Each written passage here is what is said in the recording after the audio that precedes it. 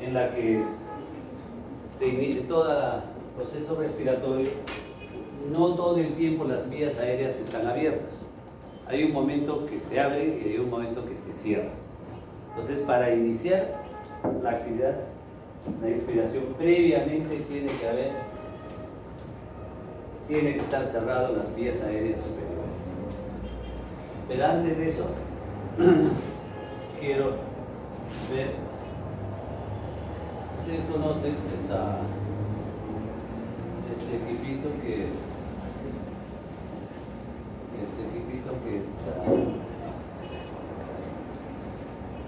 si no lo han usado, tendrán que usarlo alguna vez.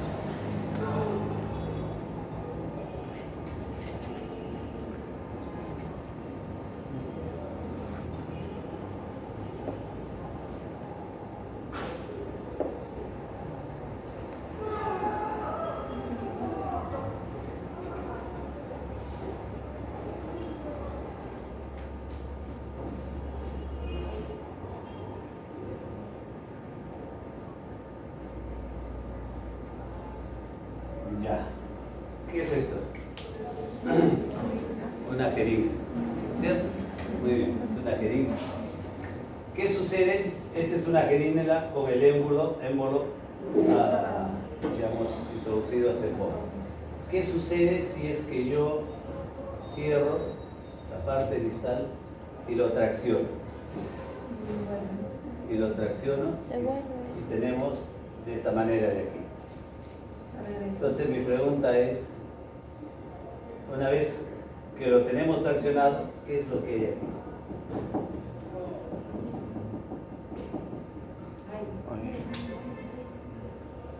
Tomo una jeringa, tapo la punta y lo tracciono. ¿Qué es lo que hay en la parte distal?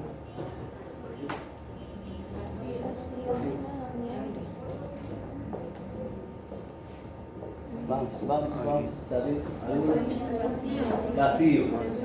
O hay aire. Vacío. Hay vacío. Si hablamos de presión, si está vacío es una presión negativa. ¿No? Es una presión negativa. ¿Qué sucede si es que dejo de traccionarlos? Dejo de traccionar. Al dejar de traccionar, ¿qué va a suceder? Va a regresar a su posición inicial. ¿Por qué regresa a su posición inicial?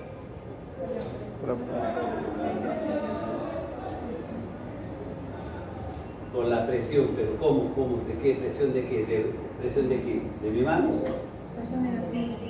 Presión.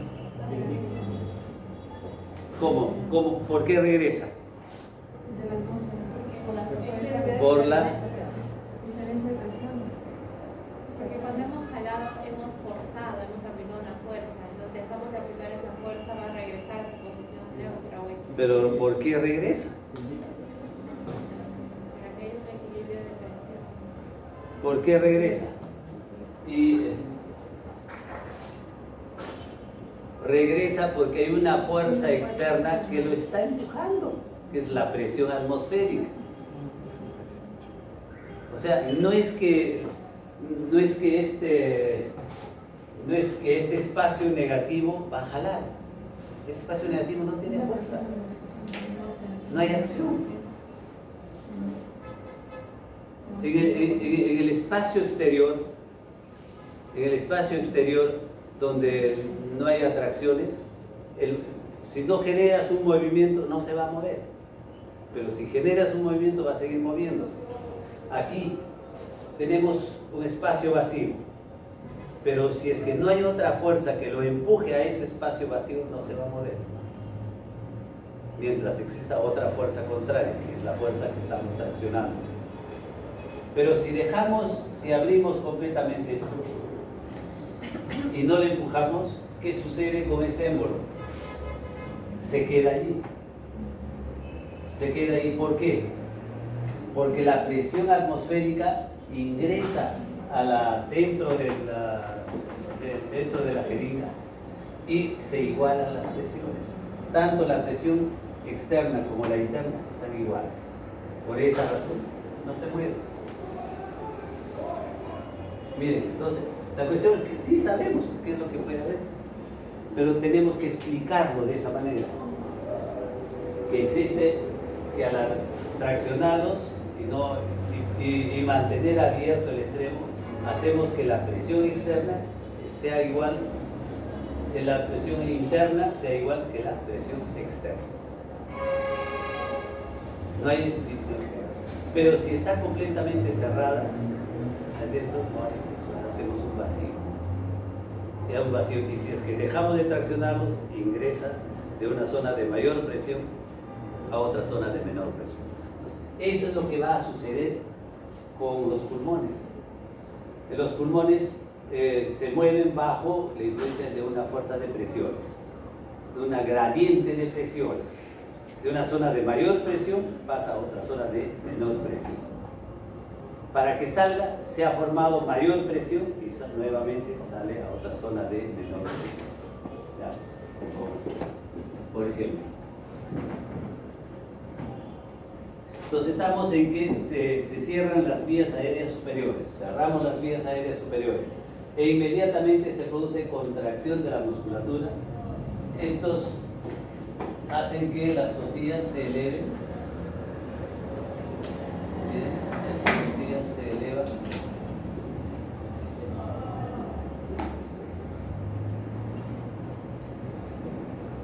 Al elevarse las costillas, ¿qué se está produciendo? Está aumentando diámetro anteroposterior. que ha aumentado el espacio anteroposterior. Si al inicio teníamos esta dimensión de A, pero posteriormente vamos a tener un diámetro de B, que es mucho mayor. Entonces aumentó el diámetro anteroposterior. Estamos traccionando. Luego el diafragma, se contrae el diafragma y al contraerse el diafragma, ¿qué sucede? Se aplana. Se aplana. Si al inicio teníamos un diámetro vertical de X, después vamos a tener un diámetro vertical de Y, que es mucho mayor que X.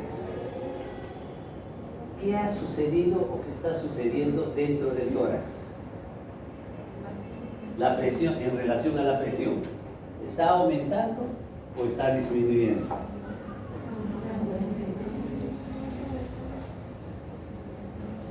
Está aumentando. Normalmente afuera, ¿cuánto es la presión barométrica? 760 milímetros de mercurio.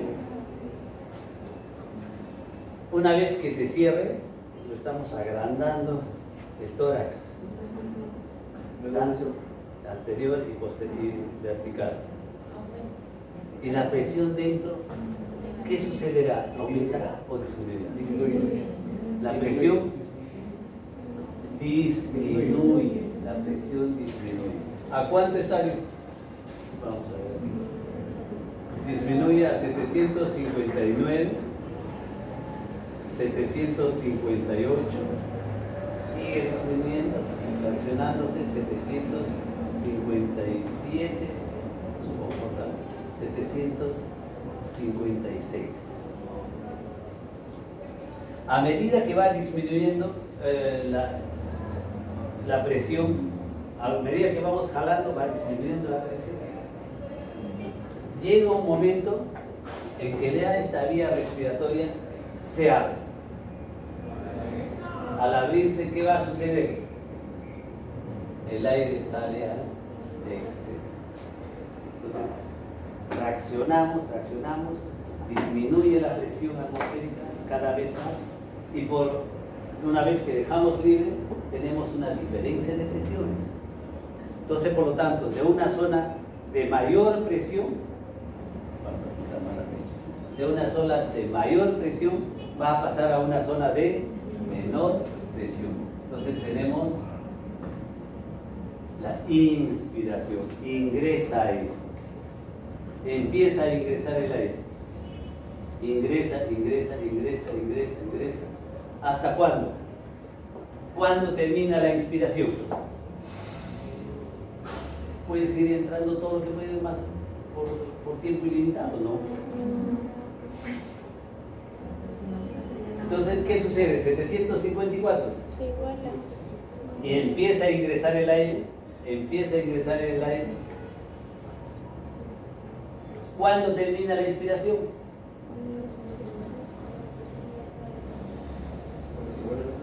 Cuando la presión externa se iguala a la presión interna, o la presión interna se iguala a la presión externa.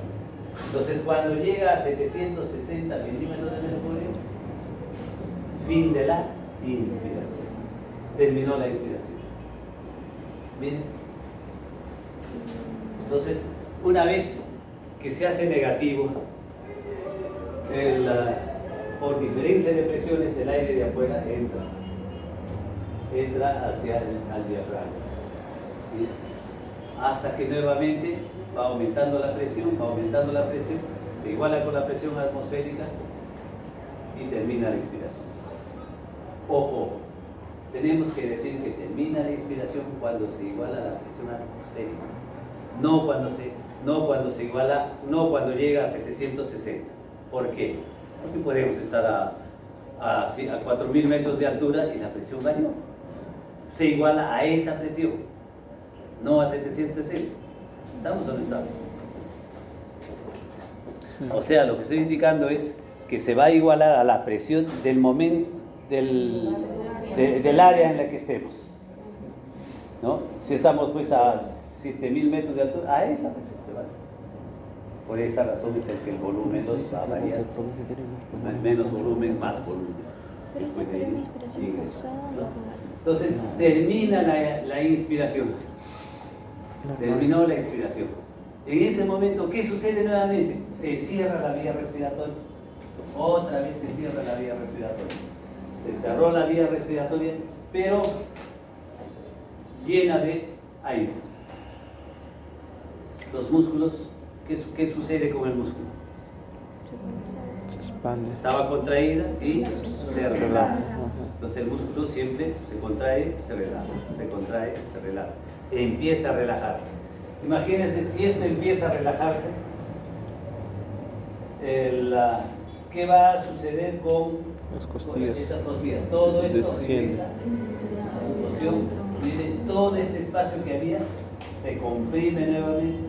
Todo este espacio que había se comprime nuevamente. Y al comprimirse todos esos espacios, ¿qué va a suceder con la presión? Entonces va aumentando. 761, 762, 763, 764. Miren, va comprimiéndose. Va a llegar un momento en que se abre la vía respiratoria superior y se produce la expiración, la salida. Esto es pasivo. ¿Por qué es pasivo? Porque se relaja, se comprime solo y sale el aire. Pero podemos hacerlo forzado. Para hacerlo forzado, contraemos los músculos abdominales y los intercostales internos y hacemos que se aumente más la presión. Abre la presión y se produce la salida. Y la salida de mayor cantidad de aire. ¿Y para qué necesitamos que salga un poco más de aire? A veces para que entre más de aire. ¿Qué hacemos cuando buceamos? Botamos todo, tomamos todo el aire y buceamos. Miren, podríamos estar exhalando, respirando, para poder eliminar mayor cantidad de aire que contenga pues más CO2, menos oxígeno, y poder inhalar con mayor cantidad de oxígeno. Entonces nuestra tolerancia va a ser mayor que cero.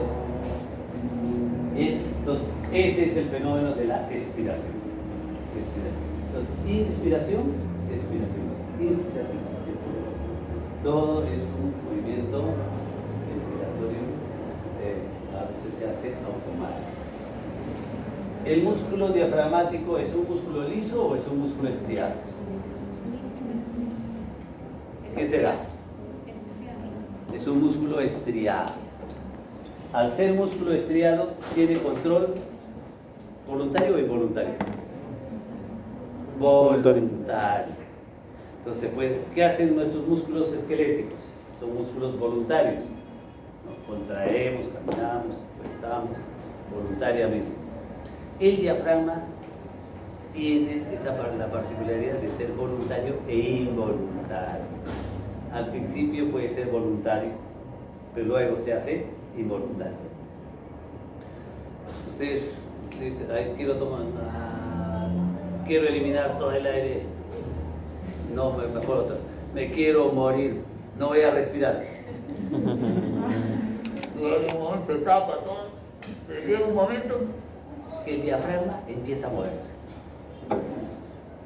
De la que estaba contraída o está contraída, se empieza a mover. Se empieza a mover. Entonces, por lo tanto, se inicia la respiración. Entonces, está tapándose todo, pero empieza a respirar. ¿Bien? Entonces, mal método para eliminar, autoeliminación. Entonces, por eso se dice que tiene un control voluntario parcial. Involuntariamente se va a mover cuando ya la capacidad de resistencia no es. Eso sucede, es alguien que está buceando y no puede salir. El alveolo. Esta es la unidad funcional del pulmón, el alveolo. Pero antes de eso, recrearemos con algo infantil. ¿Cuántas veces hemos soplado estas burbujas de aire? ¿Cómo pasa? Estas burbujas de jabón, de agua con jabón. Entonces vamos y vemos el aire que ha sido atrapado. ¿Y por qué se hace visible? ¿Quién lo atrapa? El agua con el jabón. Y lo atrapa, y estas moléculas de agua y jabón hacen que pueda visualizarse. Se quedó atrapado y se visualiza, ¿no? Si son grandecitas, a veces inclusive se van elevando, luego se rompen. Las más chiquitas caen más fácil y se rompen en el piso. ¿Qué es lo que hace que esto se mantenga? Esta capa fina de agua que existe. ¿Y por qué se rompe al elevarse? Tenemos la presión atmosférica que al ir alejándose de la Tierra, ¿la presión va a ir disminuyendo o aumentando? Disminuye. Disminuye. La presión disminuye. Pero ¿qué pasa con la presión dentro de la, ¿cómo se llama de la burbuja? Va a aumentar. O no tanto como aumentar. Miren, esta se disminuye la presión hacia arriba, disminuye. ¿Y qué sucede cuando disminuye la presión? La cantidad de aire dentro de la burbuja se dilata. Al disminuir la presión que le está comprimiendo, se va a dilatar. Y al dilatarse, se rompe. Miren, esa es la explicación. De qué manera, cómo a medida que va ascendiendo, se va a dilatar más porque la presión es menos y se va a romper. Claro, mire que esa diferencia de aquí a 1 metro, a 2 metros, va a haber alguna diferencia que puede ser explicado de esa manera. ¿No? Muy bien. ¿Para qué nos sirve esto? El alveolo, dentro del alveolo tenemos una pequeña cantidad de líquido. Una pequeña cantidad de líquido que tapiza toda la superficie interna del alveolo. ¿Por qué esta pompa de jabón? ¿Por qué se mantiene ahí? Porque toda la membrana del agua, regresamos en la explicación que les decía, de la burbuja, todas las moléculas del agua lo cubren y le hacen fuerza. le hacen una tensión, para atraparlos. ¿Qué hace esta fina capa de agua dentro del alveolo? Produce una fuerza hacia adentro, una fuerza centrípeta. A eso se denomina tensión superficial.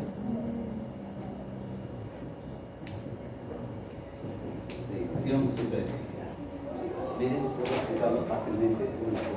Tensión superficial. Entonces el alveolo trata de cerrarse.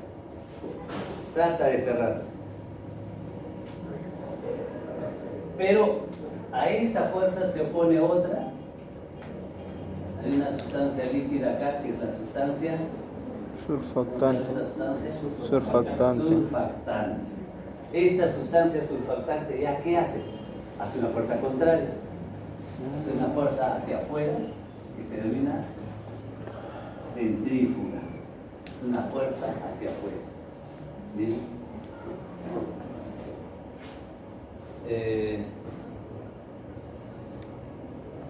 Esa es la sustancia tensioactiva.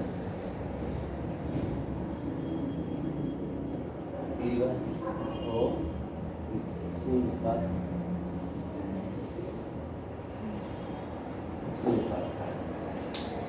una tensioactiva. Esto lo trata de abrir y la fina capa de agua trata de cerrarse. Entre ambos, que trata de cerrarse y trata de abrirse, lo mantiene abierto. Ingresa el aire, se distiende, sale el aire, pero queda otra cantidad de aire que no puede ser eliminado de los alveolos. Esta cantidad que queda se llama volumen residual. Miren, volumen residual. ¿Bien? ¿Y para qué? ¿Y cómo nos favorece la inspiración y la expiración? La tensión superficial, ¿qué es lo que favorecerá? ¿La inspiración o la expiración? La expiración, la salida de aire. ¿Por qué? Porque le está comprimiendo. En cambio, la sustancia surfactante o la sustancia tensioactiva, ¿qué va a favorecer? La inspiración. Ojo. Entonces, la sustancia superficial, la tensión superficial favorece la expiración y la sustancia tensioactiva favorece la inspiración.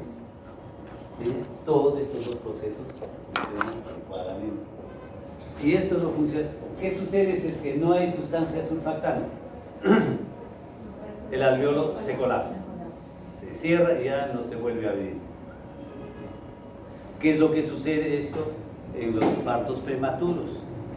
¿No? Si tenemos un parto a los 5 meses o 6 meses, vamos a tener este problema porque todavía la sustancia surfactante se va a producir a partir de los 6 meses o los 7 meses. 7 meses, ¿sí? Pues un 7 mesino, sí, ya puede vivir, puede sobrevivir, pero un parto de 6 meses es bastante difícil, o de 5 meses mucho más, a pesar de que todos sus órganos están funcionando en el caso del feto. ¿Qué más? ¿En qué otros casos puede alterarse esta sustancia surfactante? Se dice que en algunos problemas, en algunas neumonías, puede, en las zonas neumónicas, puede alterarse esta sustancia surfactante. Por lo tanto, el alveolo se colapsa. Imagínense, si esto es mucho más amplio, en ambos pulmones, se muere simplemente. ¿Cuánta gente se muere con neumonía? En la que se colapsa el alveolo y no hay manera de mejorarlos rápidamente. Ahora, si son procesos neumónicos pequeños, parciales, entonces todo eso, el resto, suple a la función de esa zona. Entonces, eso es otra patología que podemos tener. Las otras patologías van las fibrosis pulmonares, la falta de distensión adecuada, todo eso, ¿no? Pero específicamente la enfermedad por fibrosis pulmonar va a estar dado más en la parte alveolo capilar, que lo vamos a ver un poquito más adelante. Muy bien, ¿alguna cosa más sobre esto?